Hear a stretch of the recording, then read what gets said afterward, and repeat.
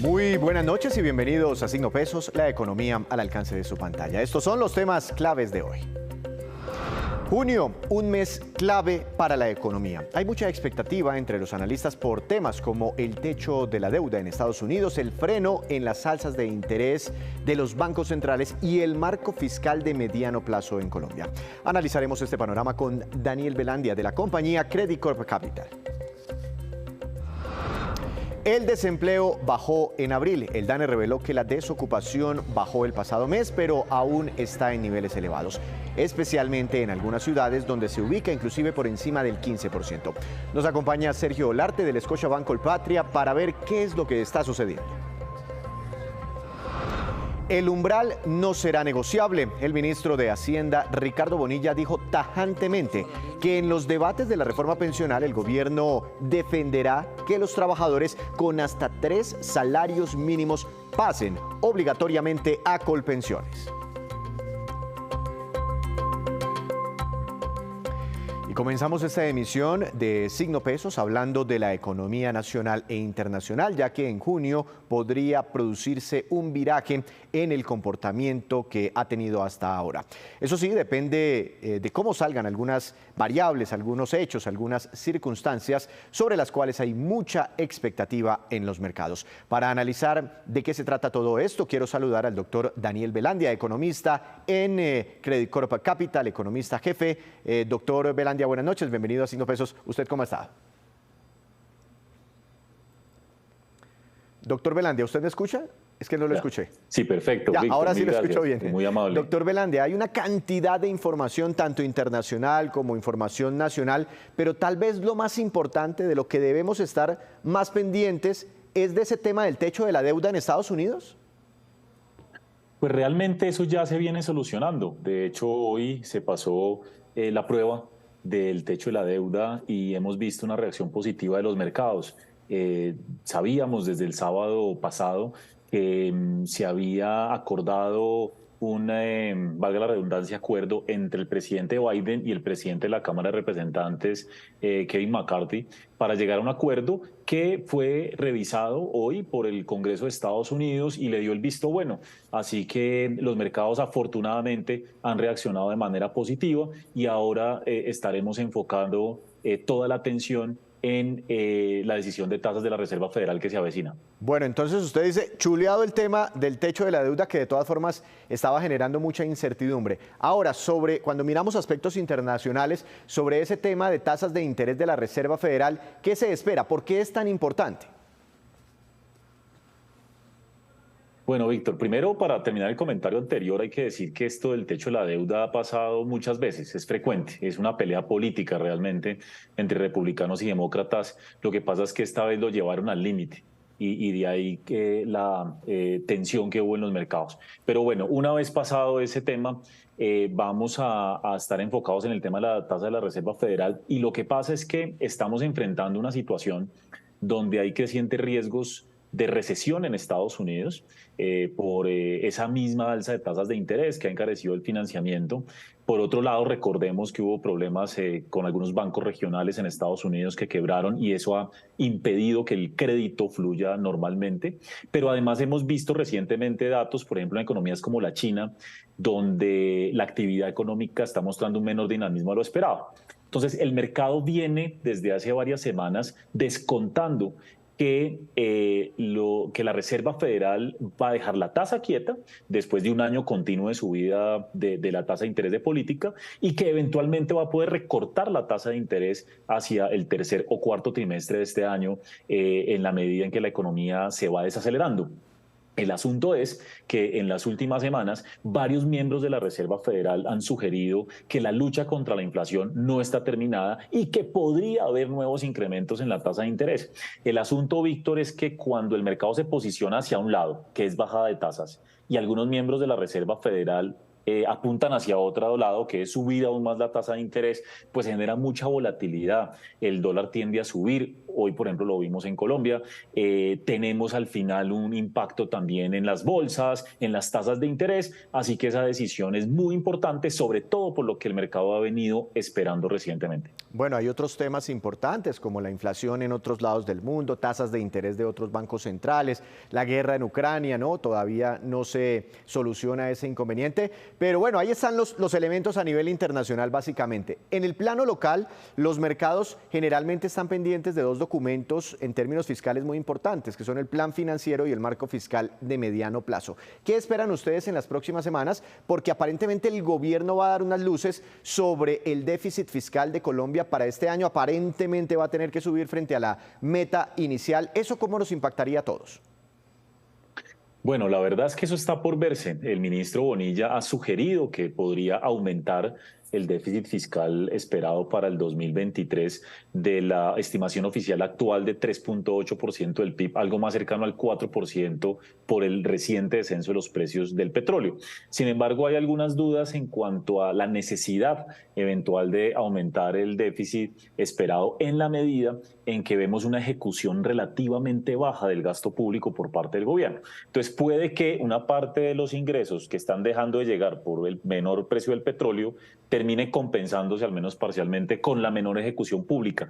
Así que no esperaríamos grandes revisiones, Víctor, de la cifra esperada para este año. Nosotros tenemos una estimación de déficit fiscal para este año cerca del 4,2%, pero podemos tener una noticia positiva. Si llega a haber una revisión al alza, digamos que, ¿cómo afecta esto a las personas en general? Si se revisa al alza es porque, por un lado, hay un menor crecimiento económico al esperado, eso no es bueno, pero por el otro lado, el gobierno intenta compensarlo con mayor gasto público. Entonces, al final, la idea es nivelar la cancha en un momento donde la actividad económica empieza a desacelerarse. Yo creo que, Víctor, lo importante, lo más importante en general, no es tanto el número de déficit fiscal, porque sea 3,8, 4 o el 4,2 que tenemos nosotros, o incluso 4,3%, es menor que el del año pasado, que fue 5,3. Entonces hay una tendencia positiva de consolidación fiscal y eso es bueno porque ganamos credibilidad como país de cara a los inversionistas y a quienes nos financian, ¿no? Lo más importante va a ser cómo se va a incorporar el potencial efecto de las reformas con impacto fiscal que están actualmente siendo discutidas en el Congreso, como la pensional y la reforma a la salud, en las cuentas de los próximos años. Esa es la clave. Lo que pasa es que sospecho que no van a poder hacerlo, por lo menos no de manera concreta, porque el marco fiscal debería salir hacia el 16 de junio y pues así como vamos, difícilmente vamos a tener las reformas aprobadas o muy avanzadas para esa fecha. Y por ende no se saben los cálculos exactos, el impacto fiscal exacto de esas reformas. Pero más allá de eso, claro, si se llegara a volar, porque yo estuve mirando, a mí me gusta mucho seguir la regla fiscal, lo que nos dice la regla fiscal, y para este año la regla fiscal pone un techo del 4,2%, que es la cifra que esperan ustedes en términos de déficit. ¿Qué pasa si el gobierno se vuela ese déficit, se vuela la regla fiscal? ¿Eso sería muy grave para Colombia? Digamos no este año, inclusive en los años siguientes. Recordemos que la regla fiscal es una ley. Y digamos que el Ministerio de Hacienda tiene responsabilidad en el cumplimiento de eso. Es muy poco probable que eso suceda porque queda directamente como responsable el ministro y debe dar las explicaciones pertinentes, pero aparte de eso, el ajuste posterior es mucho más fuerte. O sea, no es que eventualmente en un caso, digo yo, extremo, en que se quisiera violar o romper la regla fiscal, entonces la dejo así. No, la obligación posterior por ley es hacer un ajuste aún mayor que el que se necesita actualmente. Obviamente eso tendría una connotación supremamente negativa sobre los mercados, básicamente porque se perdería credibilidad en la política fiscal y recordemos que, de hecho, la incertidumbre política desde el último año ha hecho que hoy por hoy, Colombia paga una de las tasas de interés más altas del mundo. La confianza es muy difícil, digámoslo, de ganar, ¿no? Y en el cambio de gobierno, más allá de cualquier reforma particular, pues hombre, el cambio de gobierno generó y genera en cualquier parte del mundo incertidumbre. Eso ha llevado, y algunas propuestas, como por ejemplo la de transición energética, han llevado a que Colombia pague una de las tasas de interés más altas del mundo. Si en algún momento algún gobierno rompiera la regla fiscal, no la cumpliera, esto precipitaría un problema mayor y la mayor parte de recursos, lo que sería una tristeza enorme, tendrían que irse dirigidos a pagar intereses más altos en cambio de dirigirlos para programas sociales o para inversiones productivas, ¿no? Entonces yo no veo eso como alta probabilidad y más bien, Víctor, yo creo que el ministro Bonilla ha sido bastante responsable en lo que ha dicho. Esperamos que el marco fiscal venga en esa línea, pero muy importante, que suban el déficit fiscal eventualmente esperado no incumpliría regla fiscal. Es decir, si en algún momento, es mi opinión, llegáramos a ver un dato más alto de déficit fiscal, es dentro de la regla fiscal. La regla fiscal genera como una especie de flexibilidades en el sentido en que si, por ejemplo, el crecimiento económico o el precio del petróleo es menor de lo originalmente previsto, se puede incrementar el déficit fiscal. Eso está constituido dentro de la regla. Así que yo no veo un escenario donde se rompa la regla fiscal, por lo menos no en los próximos años, y bueno, ahí estamos dándole toda la credibilidad y caso al ministro Bonilla. Esas son las famosas válvulas de escape que tiene la regla fiscal. Doctor Velandia, una última pregunta y muy rápida, porque sé que se tiene que ir. ¿Qué tan fuerte va a ser la desaceleración económica para este año? Tuvimos un primer trimestre con un 3%, de todas formas bajito frente al año anterior, pero es una cifra que muestra por lo menos crecimiento. Bueno, no, yo creo que el ajuste ya ha empezado. Nosotros tenemos una proyección de crecimiento del 1.6%. Afortunadamente, para el país tuvimos que subirla, como muchos colegas, desde un 1% previamente. Pero, Víctor, es importante mencionar que, si bien es cierto que el dato fue relativamente bueno, sólido, hubo dos componentes importantes que hay que mencionar dentro de ese dato. Por una parte, la inversión fija cayó el 1%. La inversión no caía desde hace varios trimestres, casi 2 años y medio, 3 años, y eso implica que las empresas e inclusive el gobierno no están ejecutando proyectos de inversión, lo que vimos de hecho en el dato de obras públicas, de obras civiles, que cayó casi 15% en el primer trimestre. Y por el otro lado, derivado de esto, lo que hizo crecer un poco más la economía de lo esperado fue una caída muy importante de las importaciones. Dentro del cálculo del PIB, del crecimiento, las importaciones restan. Por lo tanto, en la medida en que las importaciones caen, el PIB crece más. Y en ese orden de ideas vimos una caída importante de todo lo relacionado con inversión como maquinaria y equipo y algunas cosas derivadas de menor consumo de bienes durables por parte de los hogares, bienes importados. Entonces eso mejoró el PIB, pero nos dice que la economía va en franca desaceleración.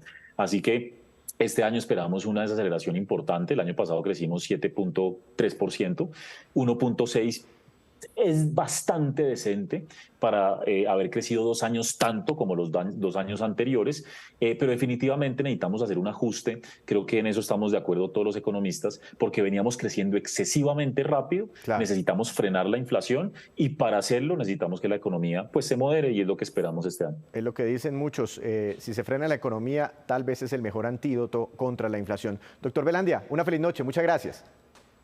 Mil gracias, Víctor, por la invitación. Encantado de participar. Los temas que hay que tener en cuenta y que tendrán impactos sobre el movimiento de la economía, sobre nuestras finanzas personales. Hacemos una breve pausa, pero cuando regresemos espere en cuánto queda la tasa de usura en Colombia a partir de mañana. Ya les contamos.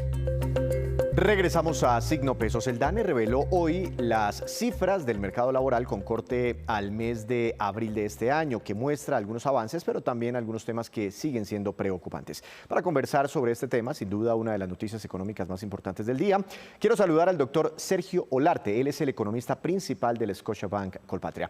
Doctor Olarte, bienvenido a Signo Pesos. Gracias por atendernos. Víctor, un saludo muy especial, un saludo muy especial a todos los televidentes de Signo Pesos. Yo quisiera que mis compañeros de producción me ayudaran, bueno, aquí ya me la ponen, con la primera gráfica, para que usted me la explique, porque la directora del DANE hoy hacía mucho énfasis en esta gráfica, y pues a veces eso uno ve unas líneas ahí, colores y muchos números, pero bueno, son 3 líneas. Una es la tasa global de participación, la que está más arriba, da un 64,6%, la otra es la cifra de la tasa de ocupación, la cifra otra como amarilla o naranja, que está en la mitad, 57,7%. Y por último, más abajo, la tasa de desempleo, 10,7% en abril de este año. Esa fue la noticia. ¿Todo esto qué nos indica? Porque todo esto al final es el mercado laboral. Claro que sí, esas son las preguntas que son más importantes. No es solo mirar cuánto es la tasa de desempleo, cuántos desempleados hay. Es que, por una parte, cada vez más gente está buscando trabajo en Colombia. Esa es la tasa global de participación. De toda la gente que puede estar en el mercado buscando trabajo o empleado, el 64,6% están activos buscando o empleados. Entonces, desde ahí tenemos que ver.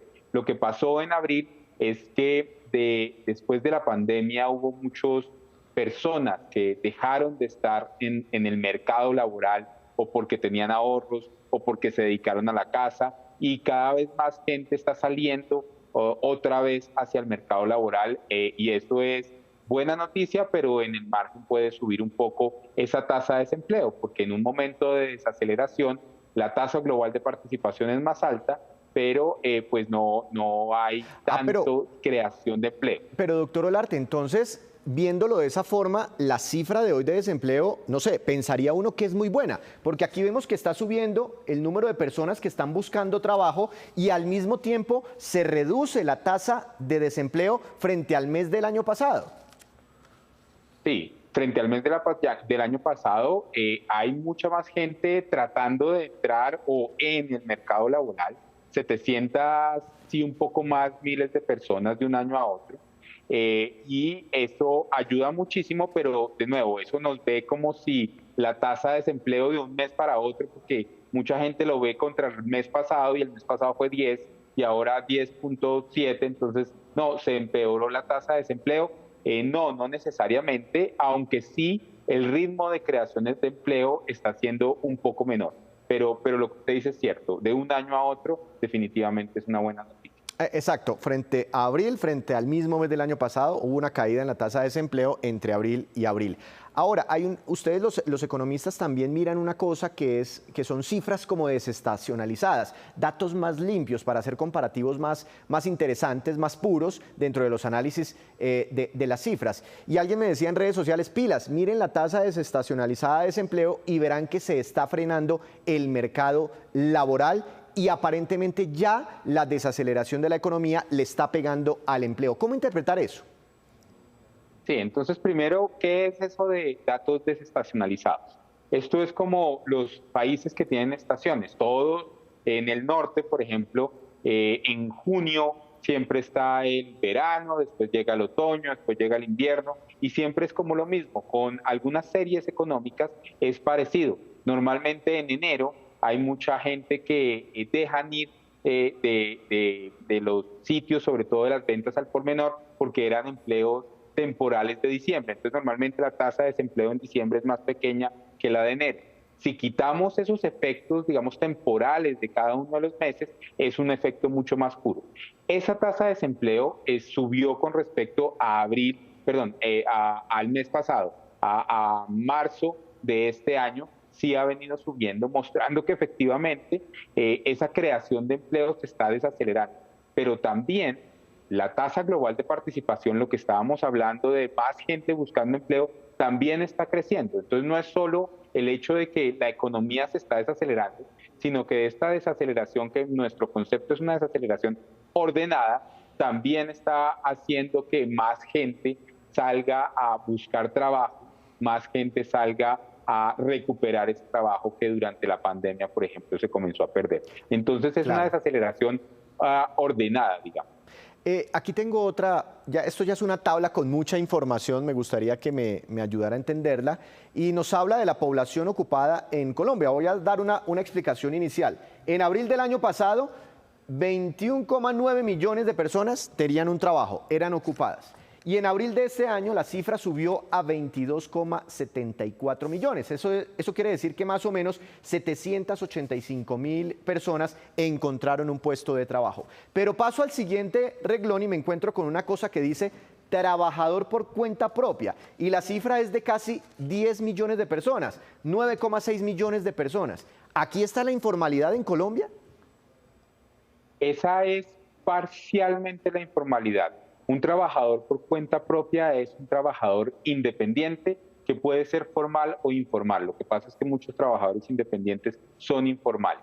Pero si yo soy un consultor, yo puedo aportar a seguridad social, eso me hace un trabajador formal. ¿Qué está sucediendo? Sí, está sucediendo que los nuevos trabajos se están dividiendo entre informales totalmente, son el rebusque, digamos, pero también durante abril específicamente, el empleo que se mejoró es un empleo en las zonas urbanas.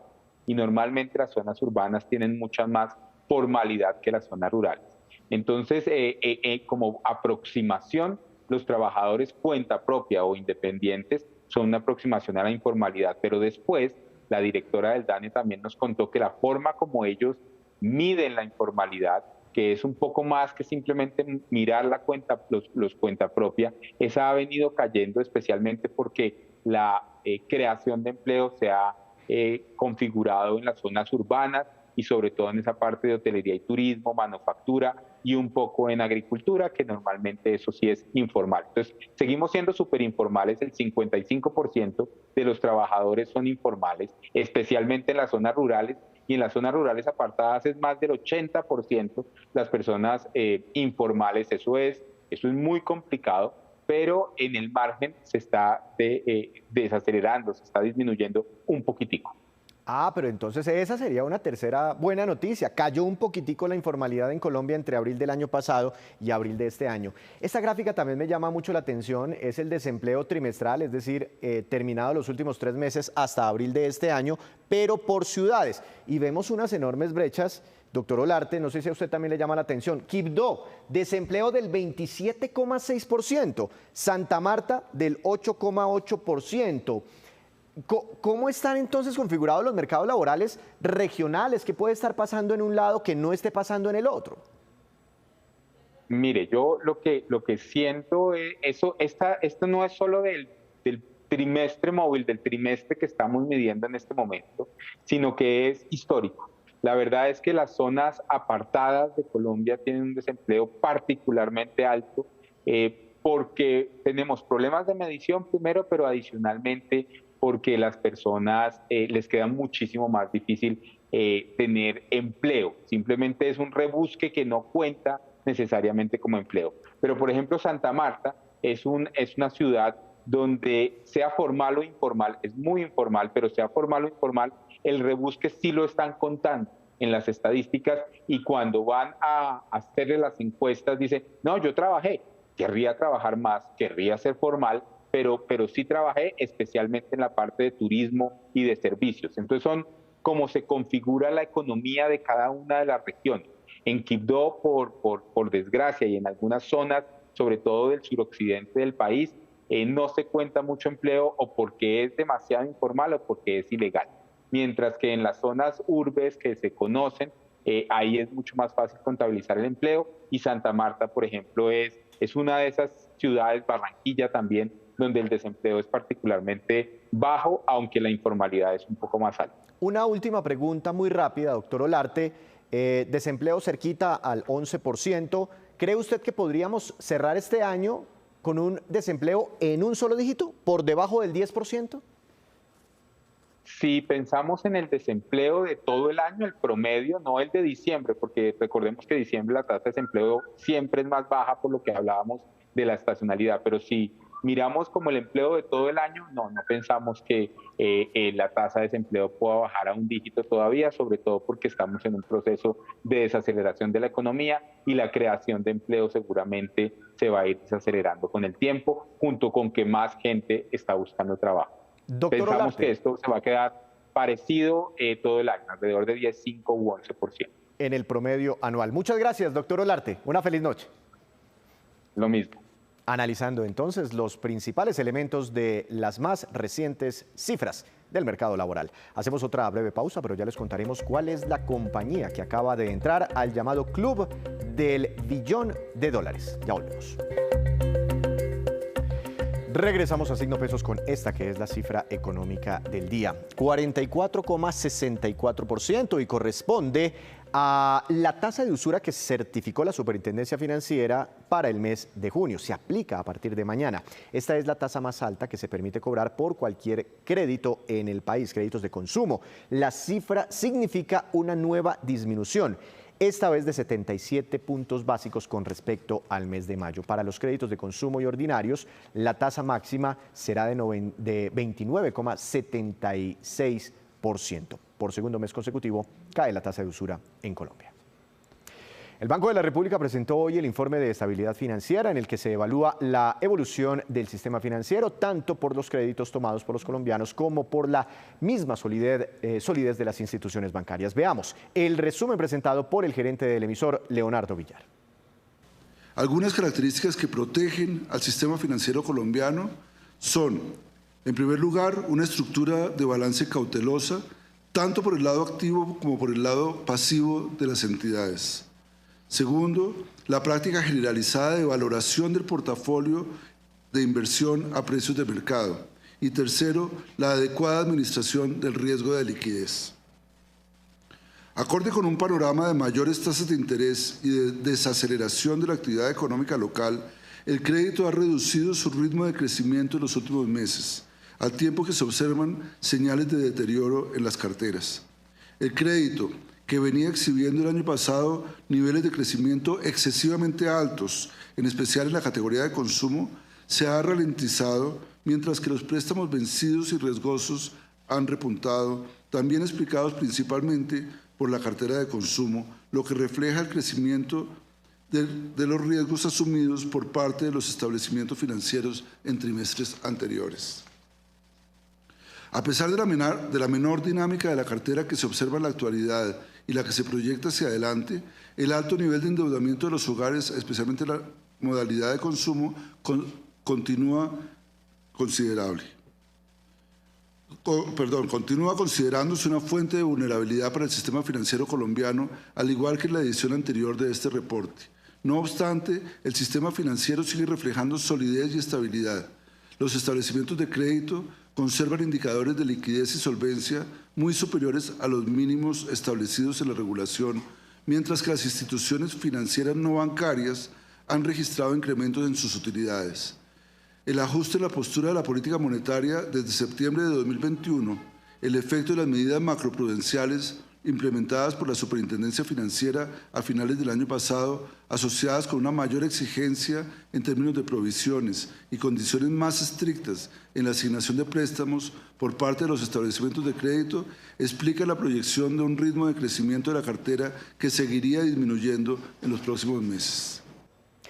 Y el ministro de Hacienda, Ricardo Bonilla, habló hoy en el Congreso de la República sobre la reforma pensional que ya tiene ponencia para su primer debate. Bonilla se refirió especialmente al tema del umbral, el más polémico, el cual fija el punto de quiebre para el nivel salarial para los trabajadores que obligatoriamente deben, con esta reforma, cotizar en Colpensiones y quienes deben, a partir de ese momento, cotizar en los fondos privados. Veamos. El gobierno propuso umbral de 4 salarios mínimos y como una forma de mostrar que tenemos la voluntad, se bajó a 3 salarios mínimos. ¿No se van a mover de ahí? No nos vamos a mover de 3 salarios mínimos. Ministro, ¿es una línea roja o el gobierno estaría dispuesto en el debate negociar de pronto una reducción de ese salario? Podríamos negociar otros temas dentro del debate pensional, pero el umbral de 3 salarios está demostrado que no genera mayores dificultades y que es más justo y equitativo. En la práctica, ¿qué significa? Que el 75% de los afiliados cotizantes efectivos de los fondos de pensiones pasarían a Colpensiones y esos recursos ayudan a financiar las pensiones vigentes hoy y queda plata para hacer un fondo de ahorro. Si yo lo bajo a 50, que es lo que dice que bajemos a un salario mínimo, estoy hablando del 50% y no dejo cómo financiar las pensiones vigentes. Y ahora nos vamos con estos que son los indicadores económicos que usted debe conocer siempre antes de irse a dormir. Tasa representativa del mercado que regirá para mañana, 4.434 pesos con 9 centavos, subió 25 pesos con 44 centavos. El petróleo Brent de referencia para Colombia tuvo una caída de 1,20%, se ubicó en $72 con 66 centavos por barril.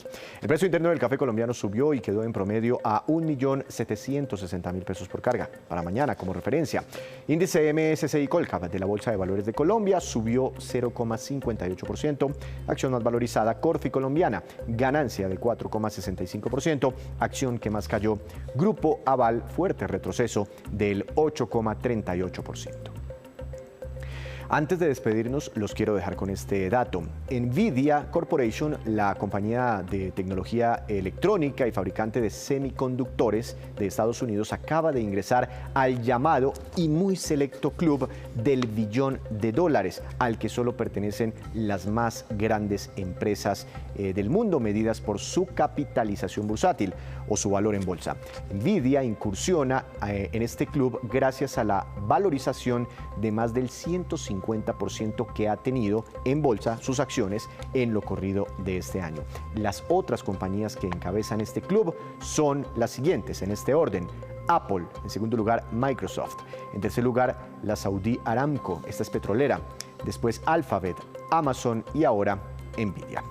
Así terminamos por hoy, los esperamos mañana con una nueva emisión y con toda la información económica que usted necesita saber. Recuerde, esto es Signo Pesos, la economía al alcance de su pantalla. Que tenga una feliz noche.